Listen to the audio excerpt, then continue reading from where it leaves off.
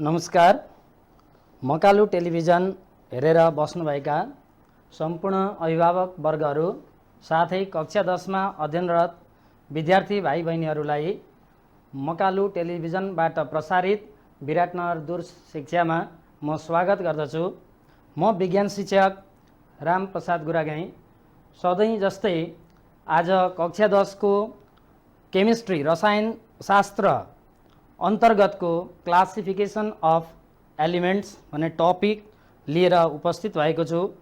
अघिल्लो कक्षामा हामीले मोडर्न पेरियोडिक टेबल र मोडर्न पेरियोडिक टेबलमा भएका ग्रुप्सहरू पिरियड्सहरूको बारेमा हामीले अध्ययन गऱ्यौँ र आज हामी त्यही मोडर्न पेरियोडिक टेबलभित्र भएका ग्रुप्सहरू र पिरियड्सहरूमा केमिकल रियाक्टिभिटीमा कस्तो भेरिएसन कस्तो विविधताहरू चाहिँ पाइन्छ भनेर छलफल गर्न गइरहेका छौँ। Today we are going to study about the variation of chemical reactivity of elements in a group and in a period. विद्यार्थी भाई बहिनीहरू पेरियोडिक तालिकामा जुन भर्टिकल कोलन थियो भर्टिकल कोलनलाई हामीले ग्रुप भन्यौं, त्यस्तै होरिजेन्टल रोलाई पीरियड भन्यौं। अब त्यो ग्रुप भित्र यसका केमिकल रियाक्टिभिटीमा के विविधता हुन्छ भन्ने कुरा चाहिँ आज हामी अध्ययन गर्न गइरहेका छौँ। र सर्वप्रथम विद्यार्थी भाइ बहिनीहरूले यो केमिकल रियाक्टिभिटी के हो भन्ने कुरा बुझ्नु पर्यो। रासायनिक सक्रियता भन्छौँ हामी। यो रासायनिक सक्रियता भन्दा के बुझ्ने त भन्दा the chemical reactivity is defined as the tendency of an atom to take part in the chemical reaction। रासायनिक प्रतिक्रियामा सहभागिता जनाउन सक्ने जुन एटमहरूको अथवा एलिमेन्ट्सहरूको जुन एउटा टेन्डेन्सी छ त्यो टेन्डेन्सीलाई नै हामीले केमिकल रियाक्टिभिटी भनेर बुझ्नुपर्छ।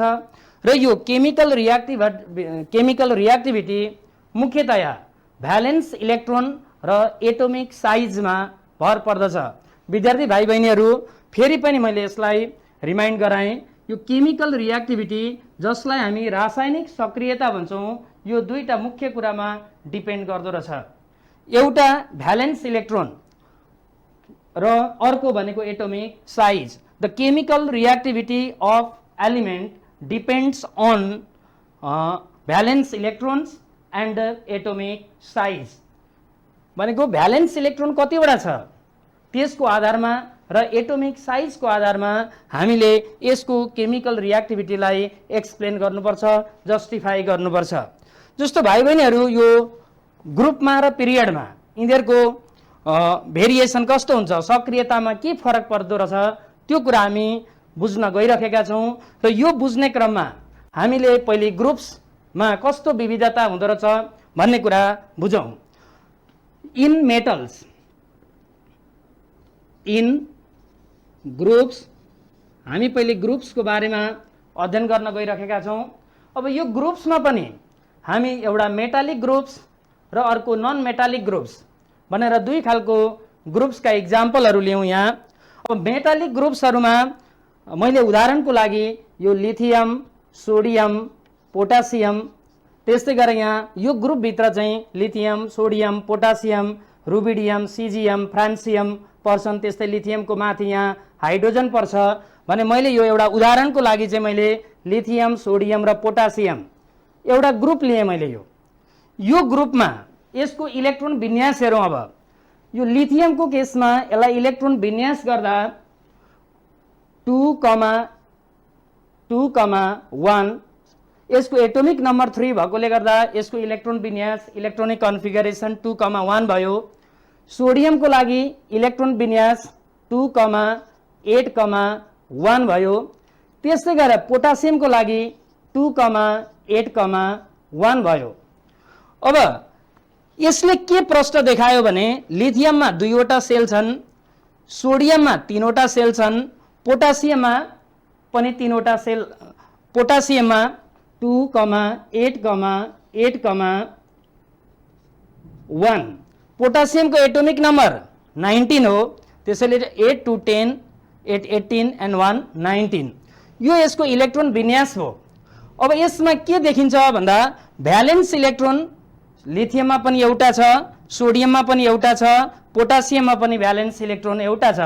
त्यसैले यी सबै एलिमेन्टहरू ग्रुप 1A अन्तर्गत पर्दछन्। यी ग्रुप 1A अन्तर्गतका अल्काली मेटल्सहरू हुन्। अब यहाँ भ्यालेन्स इलेक्ट्रोन उति नै छ, भ्यालेन्सी पनि 1 नै हो, तर पनि अब यिनीहरूको हामीले आकार हेर्यौं भने एटमको पारमाणविक आकार हेर्यौं भने एटोमिक साइज हेर्यौं भने फरक देख्छौं। यो एटोमिक साइज हेर्नको लागि यसमा नम्बर अफ सेल 2वटा छ, यसमा नम्बर अफ सेल 3वटा छ, यसमा नम्बर अफ सेल 4वटा छ। र विद्यार्थी भाइ बहिनीहरूलाई यो अलिकति कन्सेप्ट क्लियर होस् भनेर मैले यहाँ एउटा चित्र प्रस्तुत गरेँ। यो एटोमिक स्ट्रक्चरको चित्र मैले यहाँ स्क्रिनमा प्रस्तुत गरेँ। यसमा लिथियम, सोडियम, पोटासियम गरेर 3वटा तत्त्वहरू छन्। र विद्यार्थी भाइ बहिनीहरूले यसको आकारलाई विचार गरौँ त अब यहाँ लिथियममा 2टा सेल मात्रै छ, बाहिरको सेलमा एउटा भ्यालेन्स इलेक्ट्रोन छ। सोडियमको केसमा 3वटा सेलहरू छन्, बाहिरको भ्यालेन्स सेलमा एउटा मात्रै इलेक्ट्रोन छ। त्यस्तै गरेर पोटासियमको केसमा 4वटा सेलहरू छन्, सबैभन्दा बाहिरको सेलमा एउटा इलेक्ट्रोन छ। तर यसलाई हामीले टप टु बटममा when we move from top to bottom in a group then we can find number of shell are increasing. क्रमशः नम्बर अफ सेल बढ्दै गएको छ। नम्बर अफ सेल बढ्दै जानुको कारण यो लिथियम भन्दा सोडियमको आकार ठुलो छ, सोडियमको भन्दा पोटासियमको आकार ठुलो छ। यसरी यो एटोमिक आकार एटोमिक साइज चाहिँ फरक भयो। अब यो एटोमिक साइज फरक पर्दाखेरि अब यसमा के असर पर्दो रहेछ त्यो कुरालाई हामी अलिकति यहाँ क्लियर हुनुपर्छ। र यो क्लियर गर्ने क्रममा विद्यार्थी भाइ बहिनीहरूलाई फेरि मैले यहाँ यो बोर्डमा नै केन्द्रित गराउन चाहे। यो भ्यालेन्स इलेक्ट्रोन भयो, यसमा भ्यालेन्स इलेक्ट्रोन एउटा छ, न्युक्लियस सेन्टरमा हुन्छ भने यो भ्यालेन्स इलेक्ट्रोन न्युक्लियसको नजिक छ। सोडियममा पुग्दाखेरि भ्यालेन्स इलेक्ट्रोन 1 नै छ, तर त्यो भ्यालेन्स इलेक्ट्रोन न्युक्लियस भन्दा केही टाढा छ। त्यस्तै गरेर पोटासियममा जाँदाखेरि भ्यालेन्स इलेक्ट्रोन न्युक्लियस भन्दा अझ टाढा छ। भनेपछि जति जति एटोमिक साइज बढ्दै गयो, एटोमिक साइज बढ्दै जाँदाखेरि भ्यालेन्स इलेक्ट्रोन न्युक्लियस भन्दा टाढा हुँदो रहेछ। र जति भ्यालेन्स इलेक्ट्रोन टाढा भयो त्यसलाई न्युक्लियसले आफ्नो केन्द्रतिर तान्ने जुन न्युक्लियर पुल छ त्यो न्युक्लियर पुल पनि क्रमशः घट्दै जाने भयो। भनेको यो पोटासियममा भएको भ्यालेन्स इलेक्ट्रोनलाई चाहिँ कम फोर्सले न्युक्लियसतिर चाहिँ तानेको हुन्छ। र तुलनात्मक रूपमा भन्नुपर्दा लिथियम भन्दा सोडियमले यो भ्यालेन्स इलेक्ट्रोन सजिलै लुज गर्न सक्ने भयो, सोडियम भन्दा पोटासियमले चाहिँ इलेक्ट्रोन सजिलैसँगले लुज गर्न सक्ने भयो।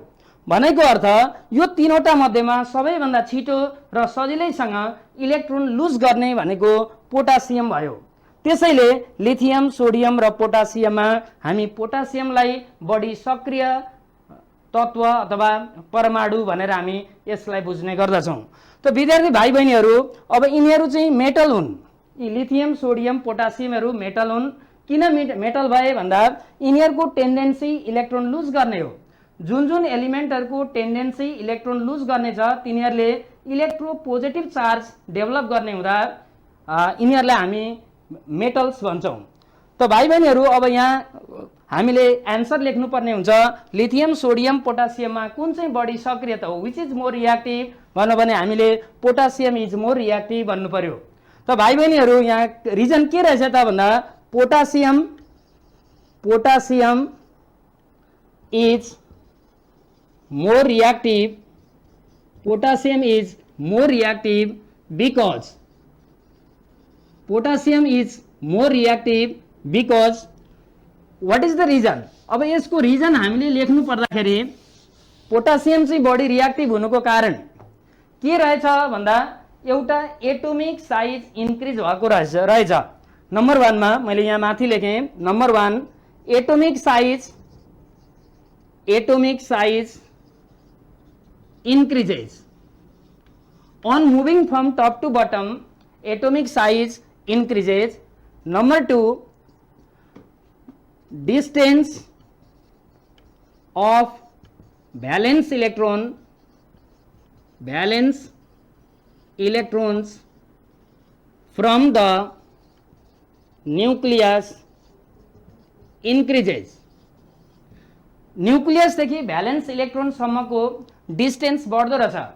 यसलाई हामीले एटोमिक रेडियस पनि भन्न सक्छौं, एटोमिक रेडियस बढ्दो रहेछ। यो कारणले गर्दा अब के हुन्छ भन्दा जति डिस्टेन्स बढ्यो न्यूक्लियर पुल चाहिँ अब कम हुँदो रहेछ। भनेको valence electrons are weakly attracted by valence electrons are weekly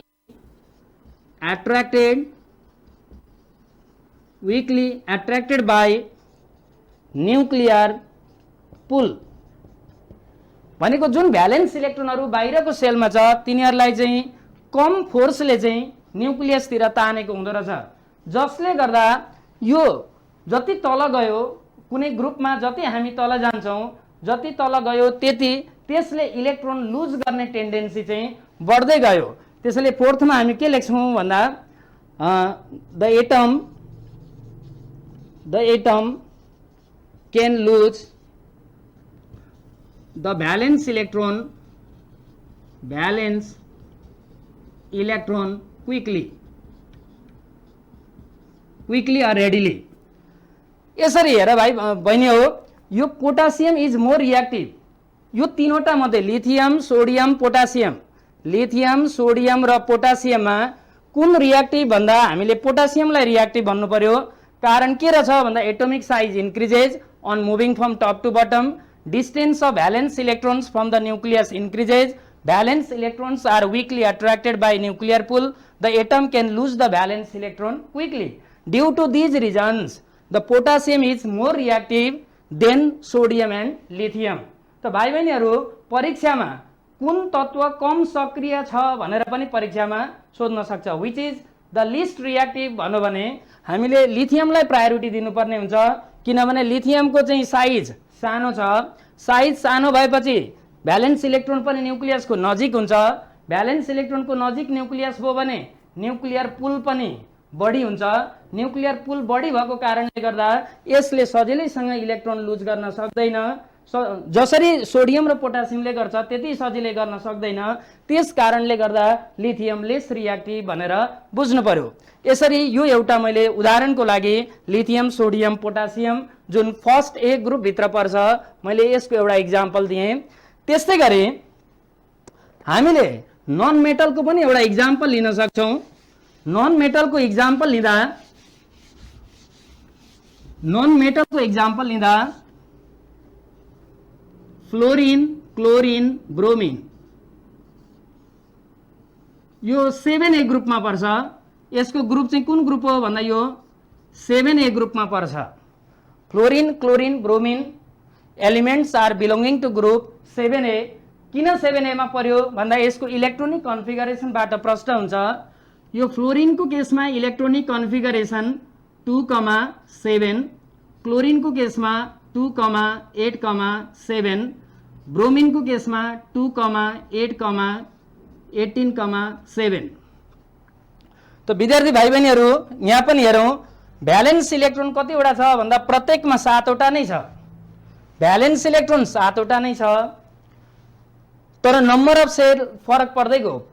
जति हामी टप टु बटम जान्छौँ नम्बर अफ सेल इन्क्रिज हुँदै गएको छ। पहिलोमा 2 वटा सेल छ, दोस्रोमा 3 वटा सेल छ, ब्रोमिनमा आइपुग्दाखेरि 4 वटा सेल छ। र यसरी हेर्ने हो भने 7 वटा इलेक्ट्रोन लास्टमा भएकोले गर्दा हामी 7A भन्छौँ। अब यी एलिमेन्टहरूको टेन्डेन्सी चाहिँ अरूबाट अरू एलिमेन्टबाट एउटा इलेक्ट्रोन गेन गरेर लिने हो र स्टेबल इलेक्ट्रोनिक कन्फिगरेसन बनाउने हो। त्यसले गर्दा यिनीहरू नन मेटल हुन्। अघि मैले लिएको इक्जाम्पल मेटलको हो, तर यिनीहरूको टेन्डेन्सी चाहिँ इलेक्ट्रोन गेन गर्ने भएकोले गर्दा यिनीहरू नन मेटल भए। अब नन मेटलको केसमा चाहिँ रिएक्टिभिटी के हुँदो रहेछ भन्दा अघिकोले इलेक्ट्रोन लुज गर्नु पर्थ्यो, तर यिनीहरूले अब इलेक्ट्रोन गेन गर्नुपर्ने हुन्छ। इलेक्ट्रोन गेन गर्नको लागि अघिका कुरालाई फेरि हामी रिमाइन्ड गरौँ। यहाँ यसमा एटोमिक साइज बढ्दै गएको छ। Atomic size gradually increases because number of cell are also increases। यो नम्बर अफ सेल पनि बढेको छ, त्यसैले एटोमिक साइज पनि बढ्यो। भ्यालेन्स इलेक्ट्रोन उति नै छन्, तर अब कुन बढी सक्रिय भन्ने कुरा आउँछ। त्यसको लागि फ्लोरिनको भ्यालेन्स इलेक्ट्रोन यो 7 वटा जुन इलेक्ट्रोनहरू छ त्यो 7 वटा इलेक्ट्रोनहरू न्युक्लियसको नजिक छ, तर ब्रोमिनमा भएको यो 7 वटा इलेक्ट्रोनहरू तुलनात्मक रूपमा अलिकति टाढा छ। यसलाई म यो डायग्राम एउटा फेरि भाइ बहिनीहरूले एउटा डायग्राम प्रस्तुत गर्छु। यो एटोमिक स्ट्रक्चरको डायग्राम। यसमा हेरौँ त फ्लोरिनको आकार भन्दा क्लोरिनको आकार ठुलो छ, क्लोरिन भन्दा ब्रोमिनको आकार ठुलो छ र भ्यालेन्स इलेक्ट्रोन उति नै छन्, तर आकार फरक पर्यो। भनेको अब यहाँ ब्रोमिनको केसमा भ्यालेन्स इलेक्ट्रोन्सहरू चाहिँ न्युक्लियस भन्दा अलिक टाढा छन्, त्यसले गर्दा न्युक्लियर पुल कम छ। अब न्युक्लियर पुल कम भएको कारणले गर्दा यसले अरू एलिमेन्टहरूबाट इलेक्ट्रोन गेन गर्ने कुरा अलिक स्लो हुन्छ। फ्लोरिन र क्लोरिनको कम्पेरिजनमा ब्रोमिनले इलेक्ट्रोन गेन गर्ने कुरा अलिक स्लो हुन्छ। त्यसैले फ्लोरिन भन्दा क्लोरिन कम रिएक्टिभ, क्लोरिन भन्दा ब्रोमिन अझ कम रिएक्टिभ हुँदो रहेछ। भनेदेखि हामीले चाहिँ यहाँ ठ्याक्कै उल्टो रहेछ। मेटल र नन मेटलमा के फरक रहेछ भन्दा मेटलको केसमा जति हामी टप टु बटम मुभ गर्छौँ रिएक्टिभिटी इन्क्रिज हुँदै गएको थियो, तर यो नन मेटलको केसमा यिनीहरूले इलेक्ट्रोन गेन गर्नुपर्ने भएको कारणले गर्दा जति हामी टप टु बटम मुभ गर्छौँ केमिकल रिएक्टिभिटी डिक्रिज हुँदो रहेछ। अब यसमा चाहिँ कुन रिएक्टिभ हो भन्दा यसमा फ्लोरिन मोर रिएक्टिभ हो।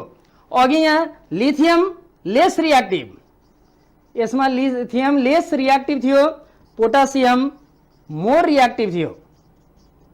तर यहाँ गएपछि के भयो भन्दा fluorine is more reactive but bromine is lace reactive.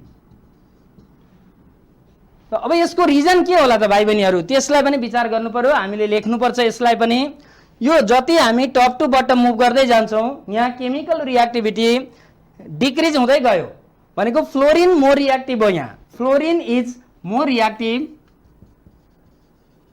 Fluorine is more reactive because अब यसको रिजनहरू के रहेछ भन्दा नन मेटलको केसमा रिएक्टिभ हुनलाई एटोमिक साइज सानो चाहिँदो रहेछ। त्यसैले के भन्नु पर्यो भन्दा because it has smaller atomic size, smaller atomic size. त्यसै गरेर दोस्रो एटोमिक साइज सानो भयो। एटोमिक साइज हुनु भनेको भ्यालेन्स इलेक्ट्रोनहरू, valence electrons are nearer to the nucleus. Valence इलेक्ट्रोनहरू न्युक्लियसको नजिक छन्। अब यसले गर्दाखेरि के भयो भन्दा न्युक्लियर पुल बाहिरबाट इलेक्ट्रोन तानेर लिने क्यापासिटी बढी हुने भयो। Nuclear pool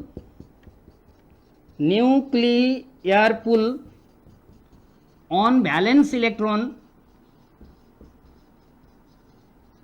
is comparatively more,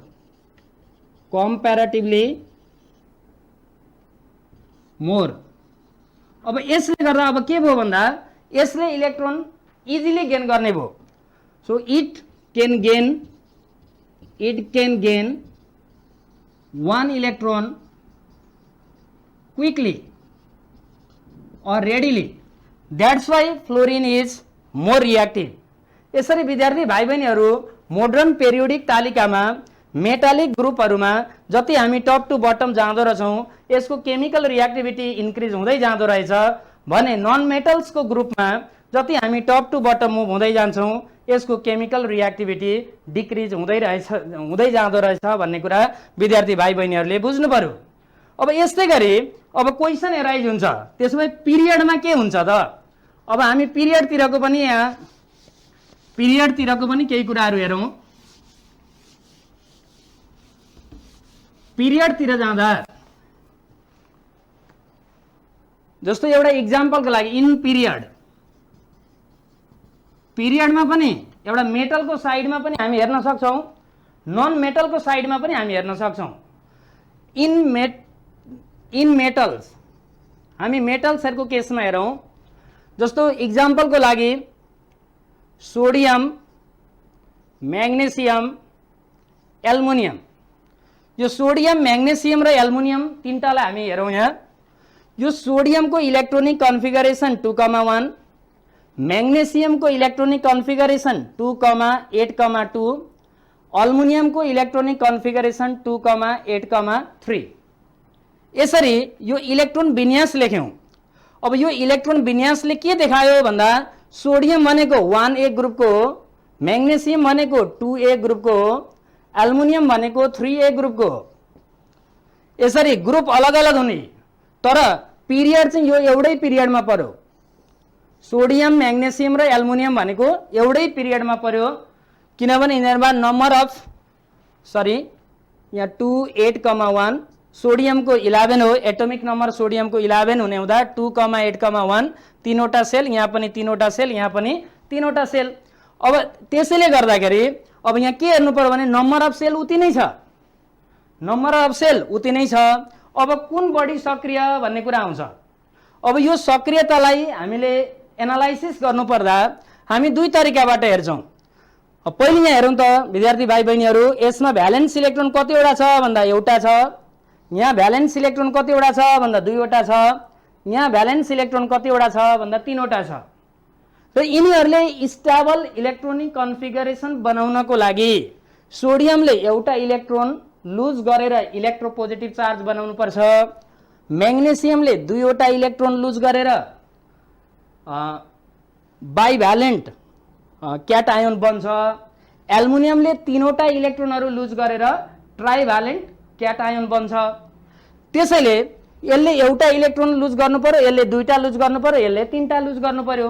त्यसैले हामी सिधै पनि भन्न सक्छौं सोडियम बढी सक्रिय हो किनभने सोडियमले एउटा मात्रै इलेक्ट्रोन लुज गर्ने बित्तिकै यो चाहिँ इलेक्ट्रोपोजिटिभ बन्छ। तर यसले दुईवटा इलेक्ट्रोन लुज गर्नुपर्छ यसले तीनवटा इलेक्ट्रोन लुज गर्नुपर्छ। यो पनि एउटा कारण मान्न सकिन्छ। तर विद्यार्थी भाइ बहिनीहरू यसलाई पनि हामीले एटोमिक साइजलाई पनि आधार मानेर हामीले यसलाई एनालाइसिस गर्न जान्नुपर्छ। जस्तो हामी झट्ट हेर्दा त नम्बर अफ सेल उति नै छ नम्बर अफ सेल उति नै छ भनेपछि यसको एटोमिक साइज उत्रै हो भन्न मिल्दैन। यिनीहरुको केसमा के हुन्छ भने यो सोडियमको केसमा 11 वटा प्रोटोन हुन्छ म्याग्नेशियमको केसमा 12 वटा प्रोटोन हुन्छ एल्युमिनियमको केसमा 13 वटा प्रोटोन हुन्छ। भनेको प्रोटोनको कुन चार्ज भन्दा पोजिटिभ चार्ज। यो पोजिटिभ चार्ज कहाँ हुन्छ भन्दा न्यूक्लियस भित्र हुन्छ। भनेको न्यूक्लियस भित्रको चार्ज क्रमशः सोडियममा भन्दा म्याग्नेशियममा बढी म्याग्नेशियममा भन्दा एल्युमिनियममा बढी भयो। भनेको न्यूक्लियस भित्रको चार्ज जति धेरै बढ्दै गयो यति त्यसले पछाडीको इलेक्ट्रोनलाई आफूतिर आकर्षण गर्न सक्ने भयो। त्यसैले गर्दा यो म एउटा चित्र यहाँ प्रस्तुत गर्न चाहे विद्यार्थी भाइ बहिनीहरूलाई। जसरी सोडियम म्याग्नेशियम एल्युमिनियम आकार कुनको ठुलो छ भन्दा सोडियमको आकार ठुलो छ म्याग्नेशियमको आकार सानो छ एल्युमिनियमको अझ सानो छ। भनेको जति आकार सानो हुँदै गयो त्यो अघि हामीले सुरुमा पढेको कुरा यहाँ मिट खान्छ त्यो कुरा यहाँ लागू हुन्छ। मेटलहरुको केसमा जति आकार ठुलो भयो त्यति इलेक्ट्रोन लुज गर्नलाई इजी हुन्छ। त्यसैले सोडियम बढी सक्रिय भयो। यस्तै गरी यो त मैले मेटलको कुरा गरे त्यस्तै गरेर एउटा नन मेटलको पनि कुरा गरौं। नन मेटलको केसमा हामी फस्फरस सल्फर र क्लोरिनलाई लियौँ। यसको इलेक्ट्रोनिक कन्फिगरेसन हेर्दा 2,8,5 2,8,6 2,8,7। अब हेरौँ त भाइ बहिनीहरू, यहाँ पनि सेल उति नै छ, तर आकार कुनको ठुलो भन्दा फस्फरसको आकार ठुलो हुन्छ। फस्फरसको आकार किन ठुलो हुन्छ भन्दा फस्फरसमा चाहिँ 15 वटा प्रोटोन हुन्छ, क्लोरिनको केसमा 17 वटा प्रोटोन हुन्छ। न्युक्लियर चार्ज क्लोरिनको धेर भयो, न्युक्लियर पुल क्लोरिनको धेर भयो, त्यसैले गर्दा क्लोरिनले चाहिँ भ्यालेन्स इलेक्ट्रोनलाई बढी फोर्सले भित्रतिर तानेको हुन्छ। त्यसैले यहाँ पनि म विद्यार्थी भाइ बहिनीहरूलाई यो अर्को एउटा टेबल देखाउन चाहे। यसरी साइज घट्दो क्रममा छ, साइज घट्दै जाँदा, तर यिनीहरू नन मेटल हुन्। नन मेटलमा चाहिँ जति साइज सानो भयो त्यति इलेक्ट्रोन गेन गर्नको लागि सजिलो हुन्छ। भनेपछि क्लोरिन बढी रियाक्टिभ हो, यसमा क्लोरिन मोर रियाक्टिभ हो, क्लोरिन मोर रियाक्टिभ। तर यसको केसमा चाहिँ sodium is more reactive, more reactive. यसरी हामीले पिरियडमा रियाक्टिभिटी के हुँदो रहेछ, त्यस्तै गरेर ग्रुपमा रियाक्टिभिटी के हुँदो रहेछ भन्ने कुरासम्म आज डिस्कस गऱ्यौँ, यसको बारेमा छलफल गऱ्यौँ। यसैलाई आधार मानेर विद्यार्थी भाइ बहिनीहरूले यो क्वेसनको एन्सर लेखेर राख्नु पर्दछ र यो पटक पटक परीक्षामा सोध्ने क्वेसन पनि हो। होमवर्कमा मैले यहाँ केही प्रश्नहरू राखेको छु। Which is more reactive among lithium sodium and potassium, which is more reactive among fluorine chlorine and bromine, what happens in reactivity on moving from left to right in the given periods भनेर दुईटा period दिएको छ। Number A मा sodium magnesium aluminium, number B मा nitrogen oxygen fluorine भनेर यो दुईटा पिरियडहरू दिएको छ। यी प्रश्नहरू विद्यार्थीहरूले समाधान गर्नेछौ र पछि विद्यालय खुलेपछि आफ्नो कक्षा शिक्षकलाई देखाउनेछौ भन्ने कुरा गर्दै म आजको कक्षा यही अन्त्य गर्दछु।